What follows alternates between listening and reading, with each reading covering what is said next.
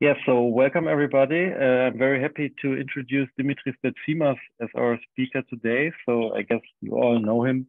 He's very well known and influential in our research community. So he's professor at the MIT, and his work contributed substantially to the field of operated research, machine learning, optimization in general, I would say. So he won several highly ranked prizes.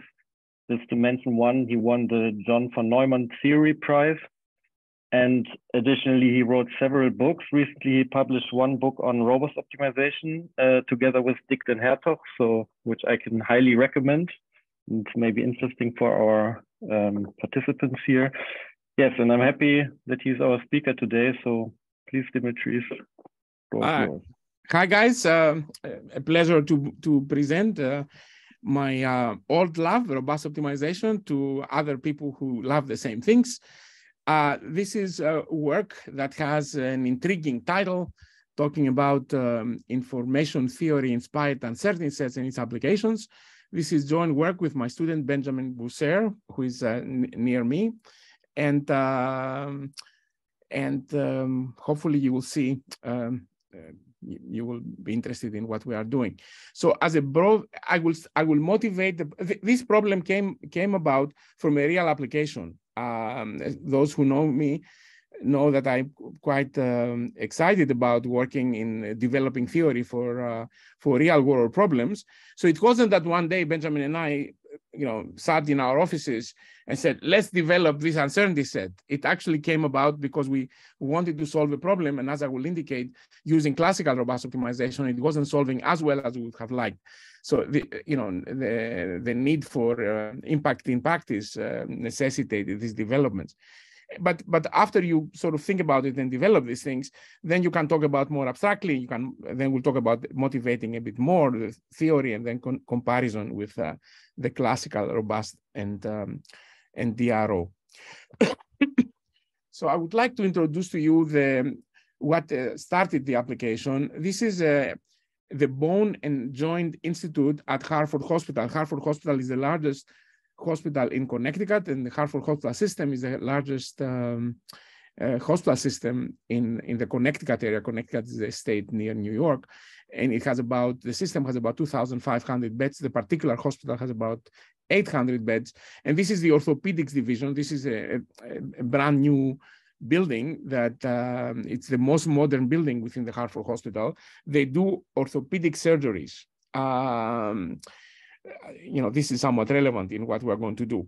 And what we're trying to do is to optimize the scheduling of operations.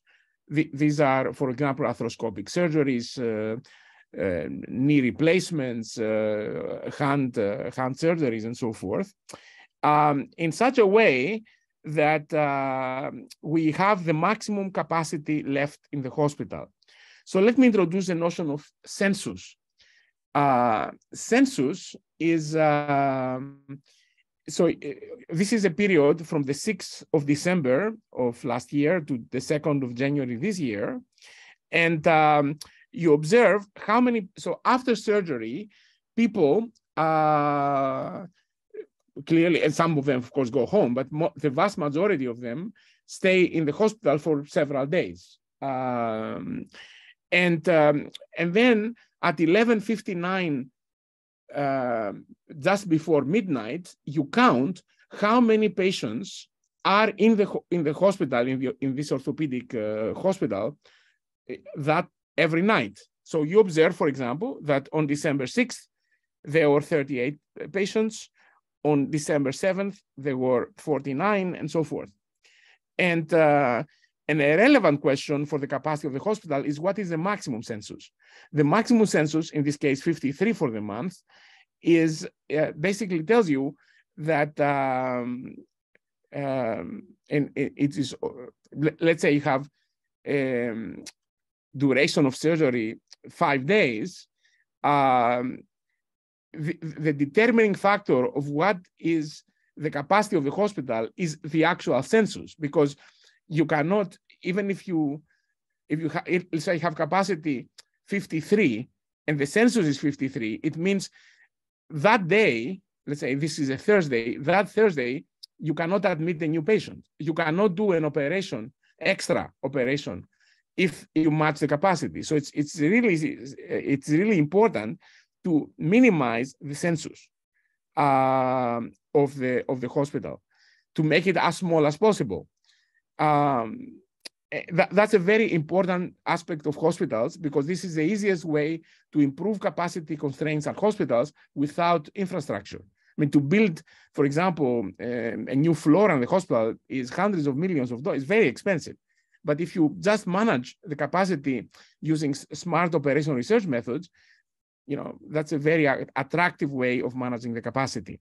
So the purpose, therefore, of our effort for this application is to control when surgeons are operating, and in order to minimize census, but at the same time, we need to make certain that the various resources that hospitals utilize are also utilized intelligently, because, for example, if you need to do a particular surgery, there are several resources, for example, what's called C-arms or O-arms or various equipment that various types of surgeries need to be done. So in addition, so you cannot just optimize surgeons at the time of when surgeons operate, but you should also associate with that optimize the use of equipment given the surgeries they perform.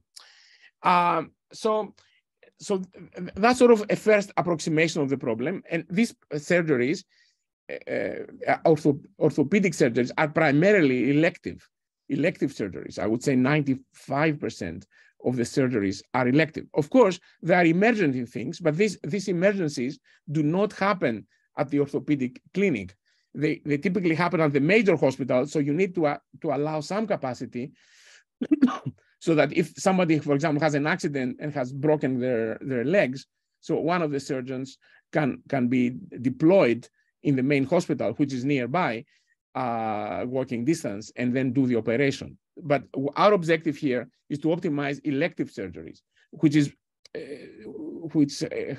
it's not uncertain. I mean, it's pretty much certain. I mean, we know if you want to do an orthopedic surgery, I mean, you know, from an elective perspective, you have to schedule it, you have to see the doctor, you know, the days.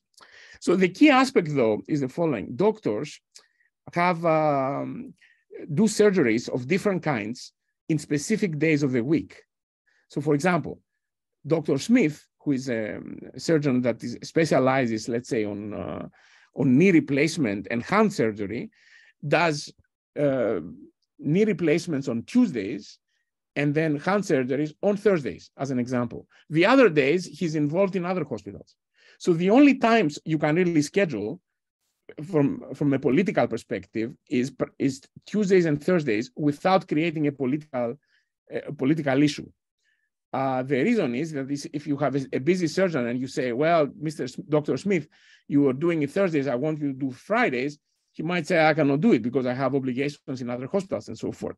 What you can do, however, is you can exchange the surgeries you do on Thursdays to do it on a Tuesday, and the surgeries you do on a Tuesday, you do on a Thursday. So there's no political cost on that. However, this can affect census. Why? Because let's say a hand surgery, on average, it takes 2 days. Knee replacement maybe takes on average 4 days. So by replacing them, you create different loads in the system, even though it doesn't seem like a very major change. Definitely, it's not a big change for the doctor, but as far as census is concerned, it could be really important. So, so our objective is, of course, not only to study a mathematical model, is to actually create an environment where what we do is actually affects practice. And in order to affect practice, it has to be realistic. I mean, Benjamin and I have also looked into changing days, having more degrees of freedom, instead somebody who does Tuesdays and Thursdays to condition to basically consider Mondays and Tuesdays, for example. However, the leadership of the hospital has decided against it for now, just to see the improvement of what we are doing. And then given that, perhaps they can incentivize doctors to accept more severe changes. So that's the background of the problem. That's the background of the problem. And we have data ranging from 2017 to today. We know historically which day a surgery is performed. Also, a very important time is also the time post-surgery. And there is a distribution on that. The time, we call it rest time. For example, this is the distribution of times for a particular surgery, amputation of a toe.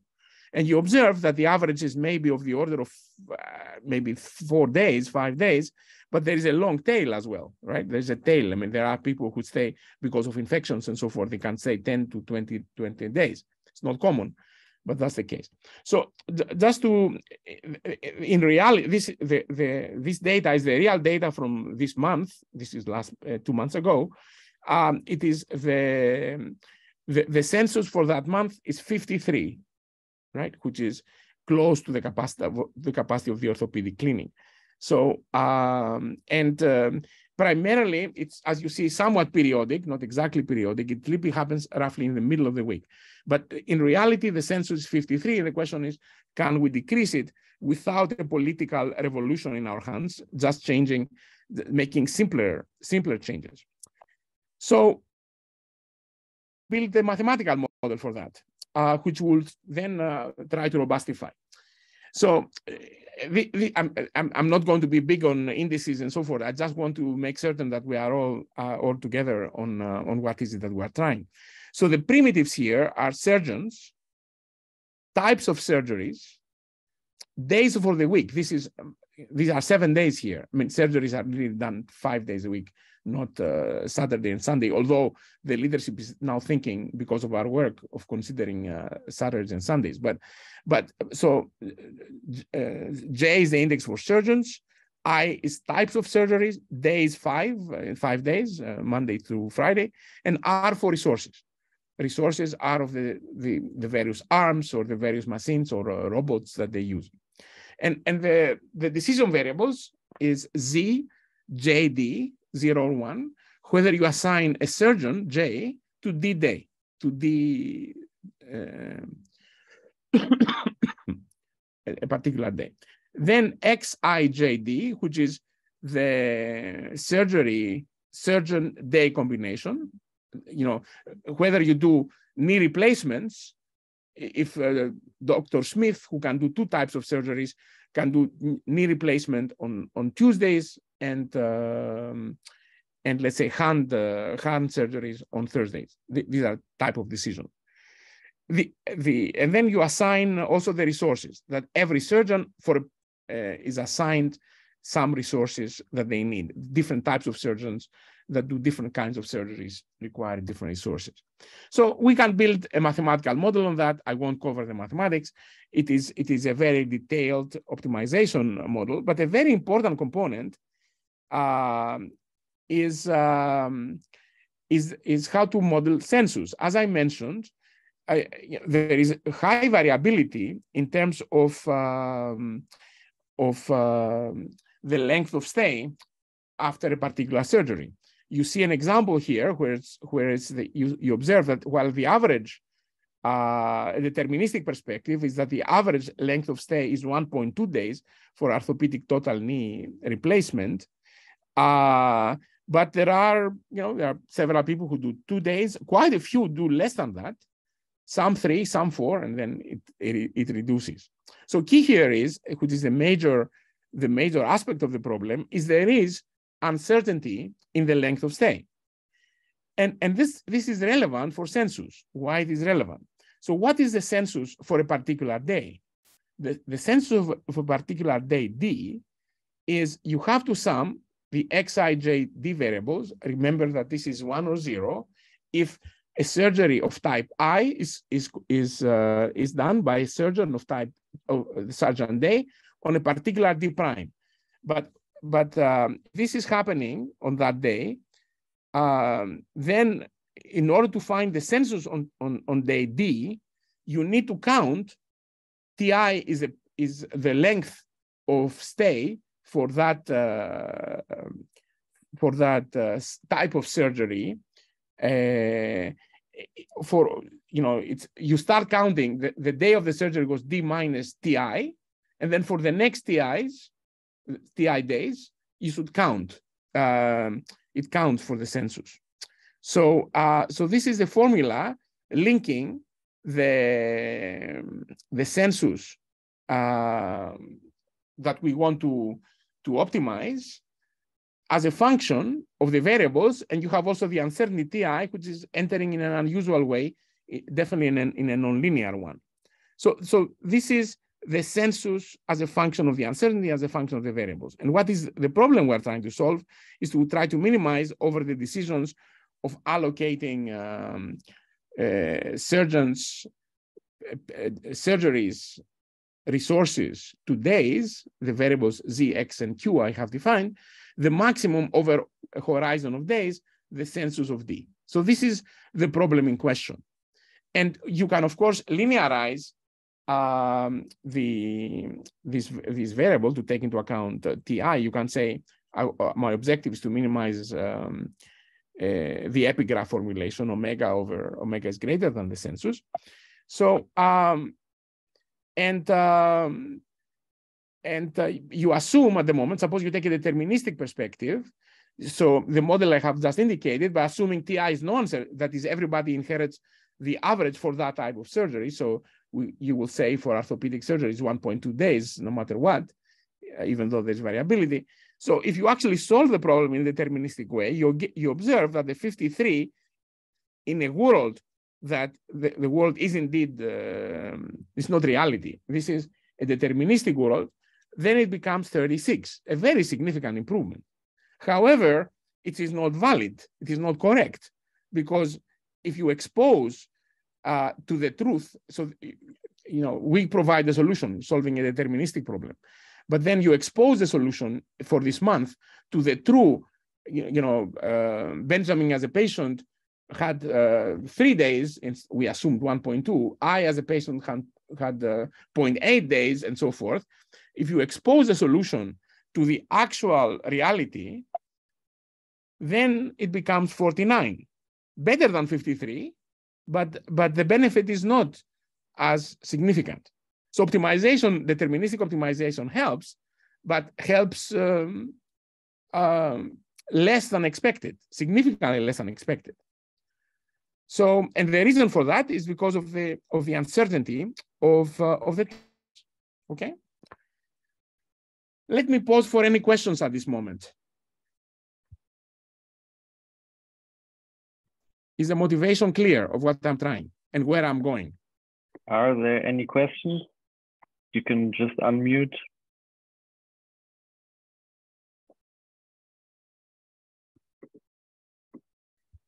Seems to be clear.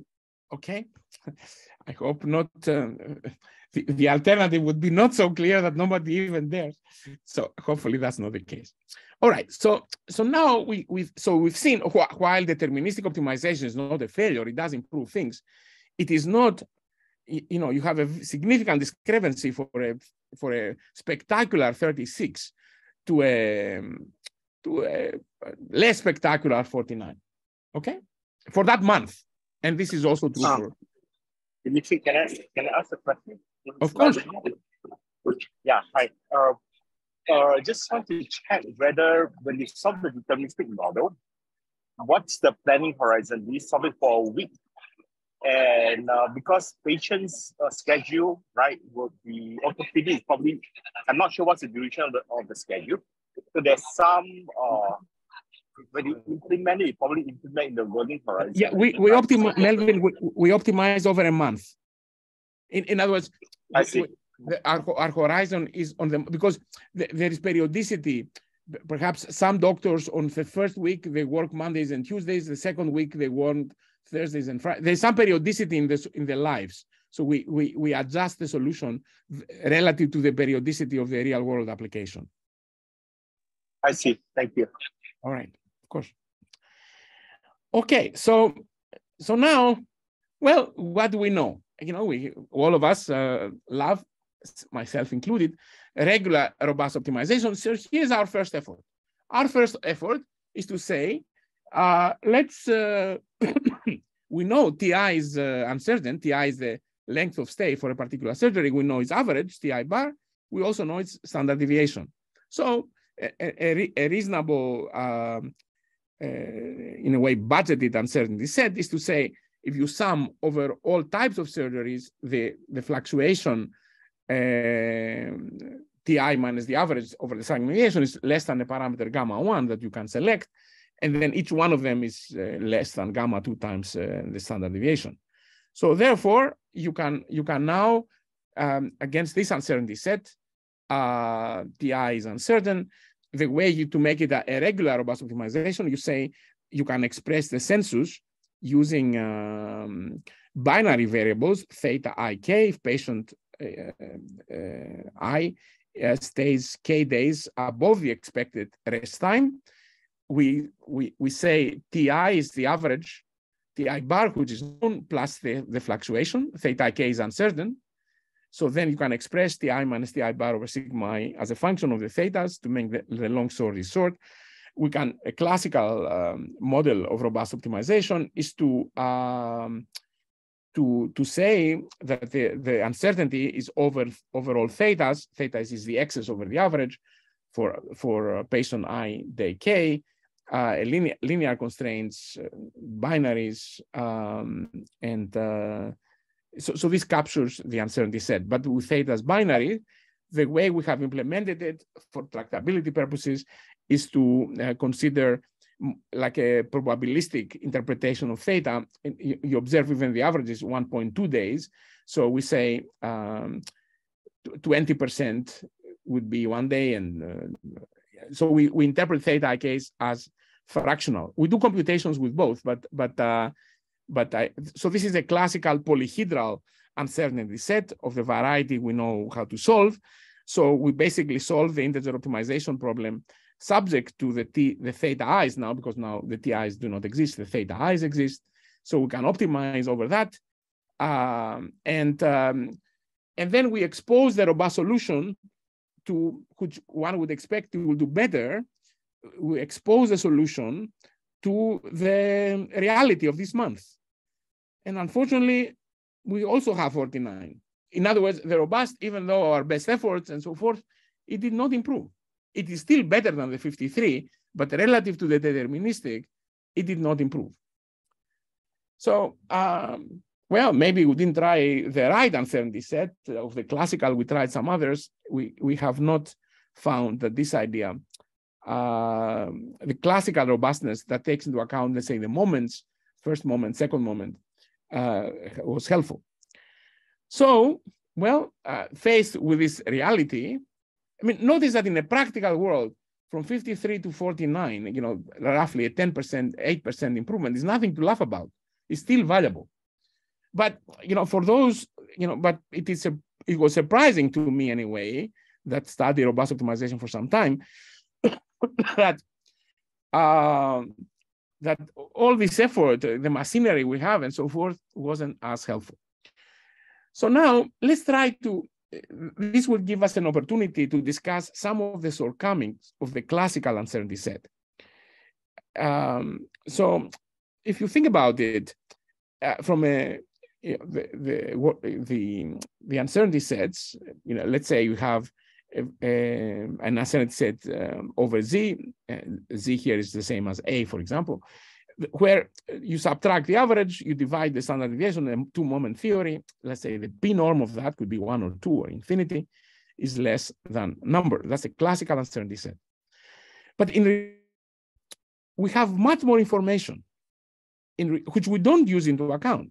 The way we have summarized all this information for these uncertainty sets is we calculated the mean, 1.2, and the average, 0.6 in this case, or remember for the orthopedic other surgeries were different numbers. But in reality, we have over 14 years, or over 4 years, we know that 34% of the patients had 0 days of presence in the rest days, 36% 1, 14% 2, and then there's a long tail. We actually know these numbers. This is the empirical distribution of length of stay. The mean was 2, and the standard deviation is 3.2. the way we summarize this information is z minus 2, the mean, divided by 3.2, some norm is less than rho. So, which is a summarization, but apparently not particularly strong. Why it is not strong?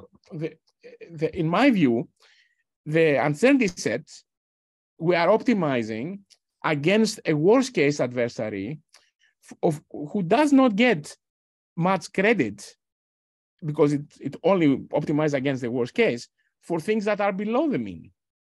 So basically the worst case is for realizations of the uncertainty set above 2. But you observe that a vast majority in this case of the patients have less than 2 days. In this case, 70%. So this somehow, in this particular case, something that the optimization, the classical robust sets do not take into account, as well as I would have liked in this case, is the actual probabilities. So, well, this reminded us of an old theory of Shannon, and I would like to take a bit of a diversion for those of you who. So Shannon wrote a paper in 1948. This is a paper that has of the order of 100,000 citations, the most cited paper in mathematical sciences, at par with some of the most famous papers in biology, who typically receive huge number of citations. So the 1948 paper, which I have actually read, has two major ideas that are in fact relevant to robust optimization. He talks about typical sets. Typical sets is nothing else than uncertainty sets. Shannon did not know, I infer, very high dimensional optimization. I mean, he was coming from a probability perspective, but he summarized uncertainty using what is called a typical set. So, which is really known. Have they met with Danzig? I remind you that the simplex method was developed in 1947, about a year before, and they were going into similar circles. It's not that probably each one of them has heard of the other. I would not be surprised if they sort of start talking. The robust optimization story might have been developed far earlier than it was developed. I mean, that's a conjecture on my part, but it's a reasonable one, because the basic construction in Shannon's work is the notion of a typical set, and everything else is primarily deterministic. He uses a lot of this knowledge.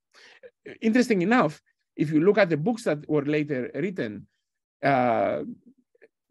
this information that is in the original paper has somewhat lost. So for those of you that are interested in the history of mathematics and interesting developments, I strongly recommend to take a look at Shannon's. It's definitely relevant for robust optimization. I benefit from it. And a related notion, so f of z here is the density. So it's f of z is the density of, if you assume the distribution, f of z is the density of the distribution, and the typical set is the sum of all the multidimensional z's of the log of the densities less than gamma. A related density, which we are going to use, is a paper by Rao et al. 2004 that utilizes as an uncertainty set the logarithm of the probability that zi is in this case the duration of stay, is bigger than a threshold zi. So in a sense of the ith patient. So so this is in a sense we take into account not only the mean and the variance, but we take into account the distribution. And of course, in many difficult situations, in real world situations, you don't know the distribution. We are going to use the empirical distribution here. So we are going to use what we call probabilistic or information theoretic motivated approach. We use the notation U prob. It is basically the uncertainties are such that the sum minus the sum of the logs of the empirical distribution is less than gamma. So this is inspired. It definitely has similar characteristics with typical sets of Shannon. It's inspired by the so-called cumulative entropy. It captures the whole distribution. It is defined. There's no centering or standardization. And you can also demonstrate that the worst case scenarios occur near the support, at the support of the distribution. So this is a set. I mean, you might say, I think it's reasonably well motivated from earlier theory. Best of my knowledge, I have not seen it used in robust optimization settings, but it captures probabilistic information, particularly on the tails, very much on this. So in other words, if you have a long tail, you capture a big portion of the budget, if you like. So you can, I don't bother you with the numerical details, but you can actually, from data, so this is the original data that we have, you can calculate the cumulative probability. For example, the probability that is above 6 is 0.04, above 5 is 0.04 plus 0.02, 0.6, and so forth. This is the cumulative probability that Z is bigger than this threshold 0, 1, 2, 3 days. This is the minus the logarithm. So you have enough to calculate the uncertainty set. So you can do theory also. You can assuming the patients are independent, which to a reasonable approximation is not a terrible one, although I mean, if there is, of course, an accident that involves many people, might not be fully correct, but you can actually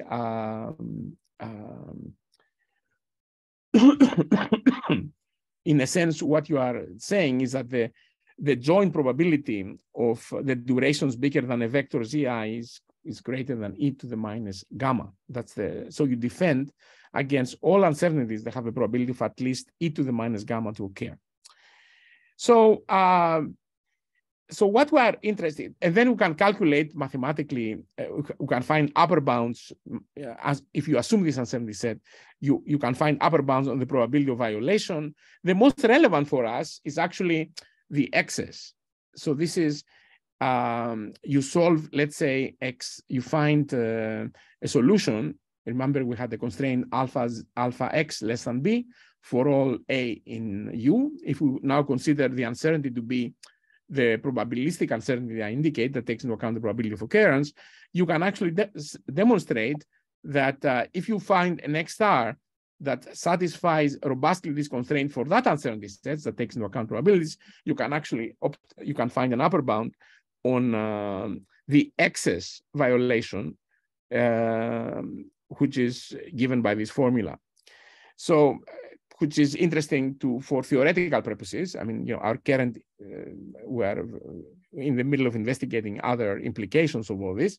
But the key aspect of it is that given this set, you can find upper bounds on maximum of the violation of these constraints and so forth. You can also calculate for various distributions. So in fact, there is close relations, which is we're not going to explore in this talk, but we do explore in this paper, about relations of different distributions and particular uncertainty sets people have used in the past in the literature. So, you can do further theory on that. Particularly, we're interested in properties of low concave distributions. Many of the distributions used the normal, the exponential, the logistic, and so forth are what's called log concave. It's much more convenient to prove theorems about it than bounds. But let us see how to solve the problem in our setting. So in our setting, we approximate the cumulative probabilities that the durations of patient I is above a certain threshold. According to the data, the details are not so important. And the uncertainty set we consider is the uncertainty set that is the entropy uncertainty set less than gamma. Theta ij's are the uncertainties, whatever we used before. The sum is equal to 1, theta ij is binary, and then we relax it, theta ij's to be non-negative without the binary constraint. We do computations for both things. So we can definitely solve this problem using cutting plane methods. It's a rather efficient way of doing it. Notice that the set is a polyhedral set again, but the coefficients of the polyhedron involve uncertainties. Now we know it's not just a two-moment theory, but we now know the various probabilities involved, the empirical probability, which is known in the data. So let's see what good we do. So now I would like first to talk, I would like to compare, before we go to the application where we applied this, I would like to talk a bit more abstractly and observe what is the comparison of this uncertainty set relative to more classical uncertainty sets and distributional and robust optimization relative to three things. The probability of violation of the constraint, which is a typical thing what we look in robust optimization. Robust optimization, both theoretically and practically, looks at probabilities of violations if you get a robust solution, the maximum violation, and the mean violation, okay? So what we do is we choose the best hyperparameters. As you remember, there was a gamma parameter and so forth in the training set, and we report statistics on the testing set. We do the same thing for all uncertainty sets. So we focus on one constraint, and then we try a variety of things. This is again on the pedagogical side to understand the trade-offs of using various assumptions and then comparing classical robust, realistic robust, or information theoretic robust, what we do, and as well as DRO for a variety of settings before we go to the real application, because the real application is only one example. We'd like to understand what is happening across the board. We have a variety of trainings and test sets. The dimension we use is 20. Again, this is a pedagogical story to understand so what are the key insights from the computations? So let's first, I'll spend some time on these graphs just to get you the key intuition. So this is the probability of violation, small is good. This is the maximum violation, small is good. This is the mean violation, small is good, okay? And these are various methods. This is the box uncertainty, the red. L1 is the L1 norm uncertainty, where we do a two-moment theory, but L1. L2 is the ellipsoidal uncertainty set. Green is the DRO. This red is probabilistic relaxed.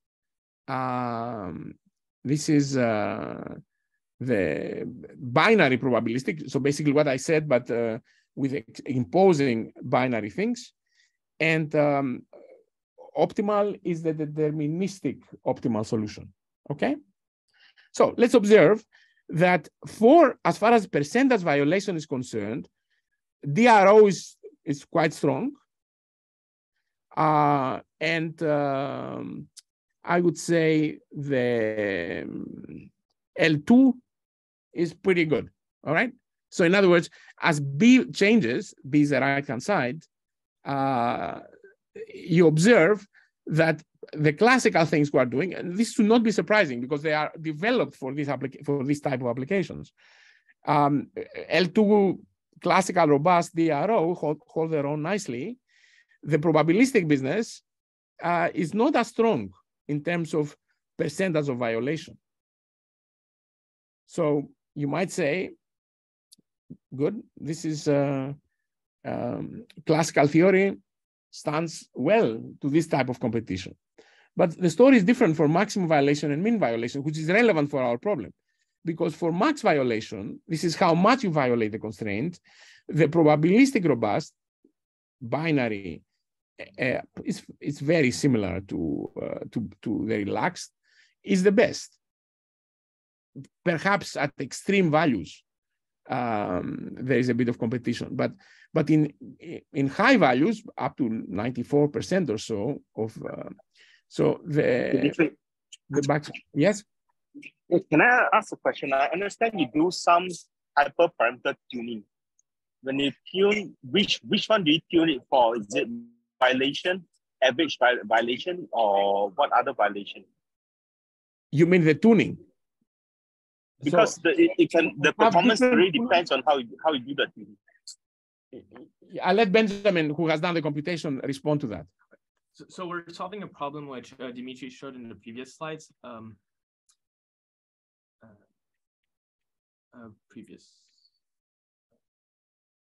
going the wrong way. Yeah.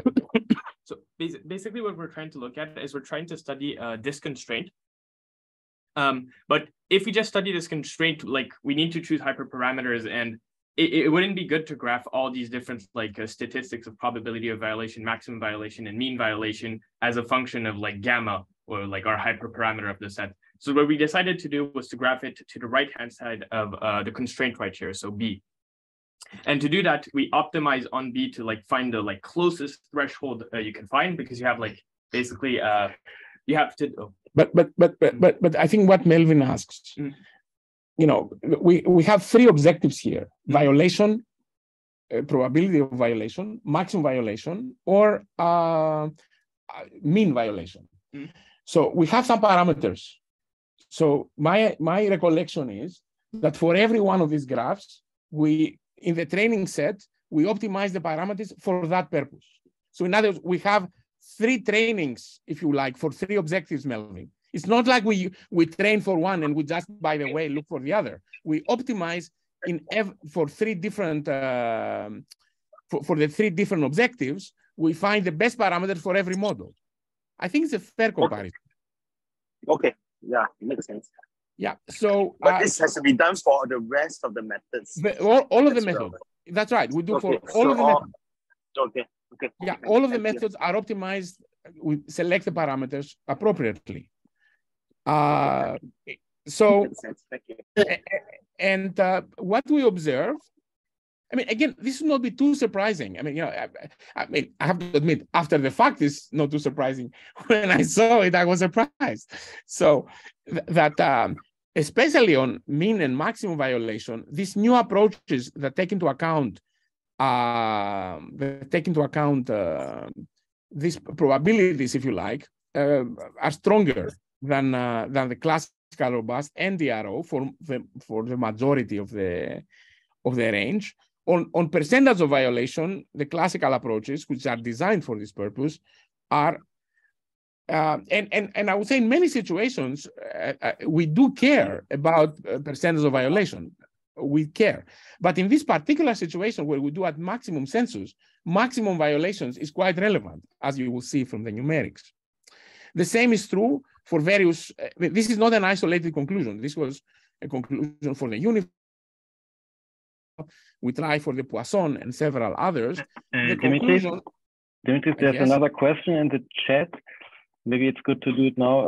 So if I understand what is being done correctly, we are forming probabilistic guarantees / bounds for violation from the uncertainty set. How does this compare to using, for example, confidence sets by Chernoff inequality type bounds? So what we are doing here is, these are not bounds. These are empirical results.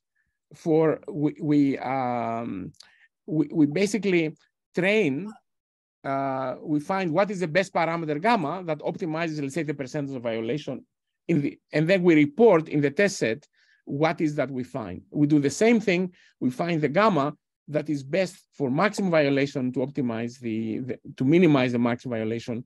Similarly for mean violation, and we report for various distributions the results out of sample.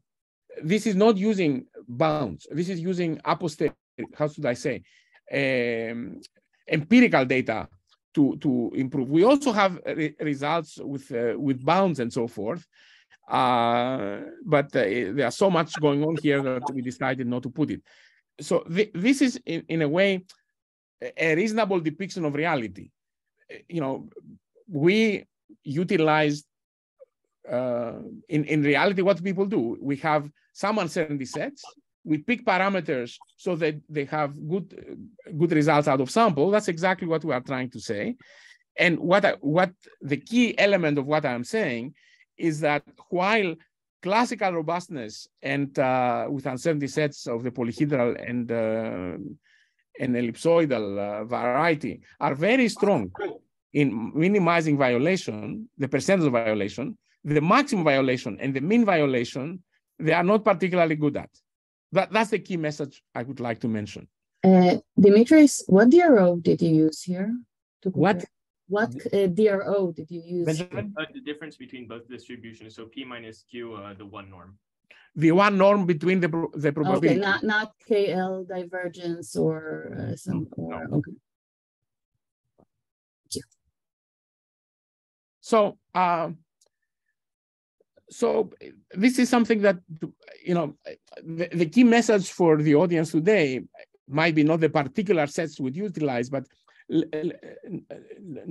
take into account, I mean, perhaps with different DROs, it could also be achieved. I mean, we have not extensively looked at it, but we have looked at some of it. This utilizing the early Shannon idea for the classical uncertainty sets, we feel that it might be helpful in doing it. Let's go back to the application. So now the robust problem, as I have indicated, is minimize the epigraph formulation for all theta in the uncertainty set, as I indicated. We also have the other constraints. So, so this is the problem we solve, and it can be solved using classical methods. It's not, you know, we utilize cutting planes here. This is the uncertainty set we use. We can do the various tricks. And what we observed is that if you apply this uncertainty set for the real world example between December 6th and January 2nd, I remember 53 to 49 to 47. Small difference, but at least the incorporating uncertainty improved on the deterministic. The previous one, at least in this month, did not improve. In other months, you know, there was an improvement as well. It's not. I don't want to say that in every situation classical robustness did not improve, as I will indicate.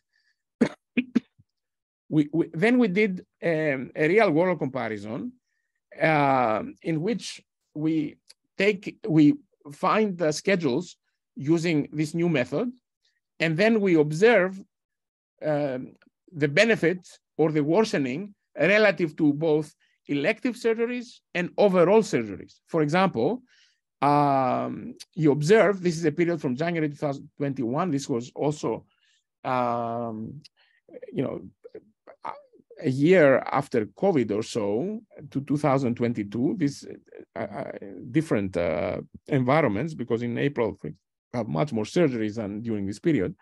You observe that there was benefit. The you know, positive numbers are benefit of our method relative to reality with respect to elective surgeries and all surgeries.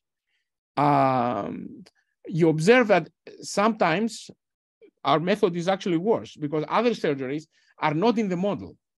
Our other surgeries, these are emergency surgeries that happened outside of the we don't know. They still occupy the census, but they don't, we didn't plan for this because, you know, you cannot predict emergency surgeries particularly well. There's 2 weeks, nothing happens, and then it's an accident, you have 5 people coming with significant injuries. But overall it was beneficial. So this is now the overall benefit for the hospital over maybe a 2-year period? 16 months. 16 months, yeah. So this is the average real maximum census. We picked this particular difficult month, but this is the overall average of the census in the previous 16 months. The deterministic optimal was 28.9 improvement. The DRO was slightly better, 28.7. The traditional robust, 28.5. So these other methods do improve things. But the probabilistic robust, the one I said, was actually the best of all, 27.4. So this suggests, now you might say, why is census so important? I'll tell you what is so important. One bed in the orthopedic clinic it's about $10,000 a day. So if you can manage to create per day an improvement of, let's say, 4, 5, in this case, an improvement of 4, that's about 40,000 a day. You can do the multiplication. So it's a sizable effort, and it's just for one clinic. You know, the orthopedic clinic represents maybe 6% of the overall traffic at Hartford Hospital. So if you expand this to the entire hospital, the benefits would be definitely in the tens of millions. If you can demonstrate it in real life, not theoretically. So we have worked very closely with the hospital, Benjamin in particular. In fact, I was there on Wednesday to discuss it with the director of the orthopedic, the BJI, the Boyne and Joint Institute. And we are currently implementing it in software. And our hope would be that they will use it. Our hope and expectation is that we are going there end of March to present it in the leadership of the hospital with the software and so forth. Hopefully, we'll be able to report that they have utilized it. In conclusion, we have proposed a new uncertainty set motivated by old ideas of Shannon from information theory. It's tractable to solve, either if you have access to the exact distribution, which you rarely have, but definitely when you have samples of data. It performs well relative to maximum and mean violation, as I indicated, and it typically outperforms more traditional uncertainty sets for the purpose in question. Because in this case, what you really care on the census, you really care about maximum violation. So this is where we have found empirically that these methods work better. So I left a few minutes for questions. So that's what I would like to say. I would be glad to respond to any questions you might have.